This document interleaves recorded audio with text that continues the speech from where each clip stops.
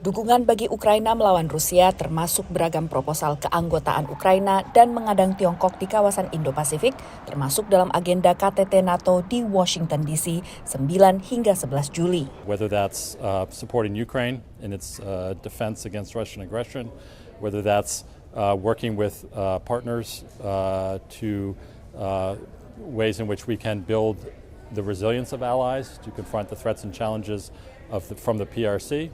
Whether this is hybrid threats, cyber threats, these are all the issues that we'll be focusing on at the summit.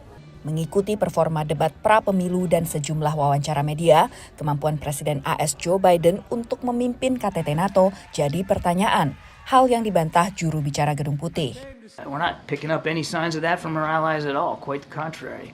The conversations that we're having with them in advance, they're excited about this summit, they're excited about the possibilities and the things that we're going to be doing together, specifically to help Ukraine. Menurut analis, meski para pemimpin negara NATO khawatir, mereka berhati-hati agar tak tampak ikut campur dalam politik domestik AS. Leaders of the NATO countries may not love Joe Biden, but if we look back to the Trump administration, he said a number of things that were really anti-NATO, but they don't want to necessarily say a lot about this publicly because it looks like they're interfering in American elections, which is not something they're supposed to do. Selain 32 negara-negara anggota NATO, untuk ketiga kalinya berturut-turut, Jepang, Korea Selatan, Selandia Baru, dan Australia kembali hadir dalam KTT Pakta Pertahanan Atlantik Utara ini.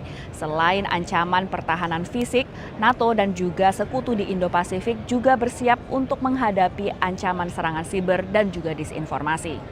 Pemerintah Tiongkok mengecam kerjasama NATO dengan negara di luar kawasan geografis Pakta Pertahanan Atlantik Utara tersebut. 其根深蒂固的冷战思维和意识形态偏见，这是威胁全球和平稳定的真正风险源。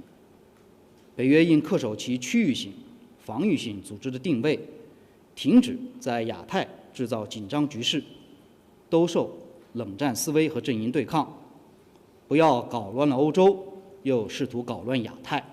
Tapi analis menilai NATO telah lama memandang ancaman tak hanya berasal dari kawasannya sendiri. Australia, New Zealand, the Republic of Korea, and Japan are very interested in deepening their cooperation with NATO, and in those areas, not necessarily direct military-to-military cooperation, but some areas of where there is cooperation going on. Kekhawatiran NATO akan Tiongkok pertama diutarakan pada KTT 2019, terutama dengan semakin agresifnya manuver Tiongkok di Laut Cina Selatan yang merupakan salah satu jalur logistik utama perdagangan global.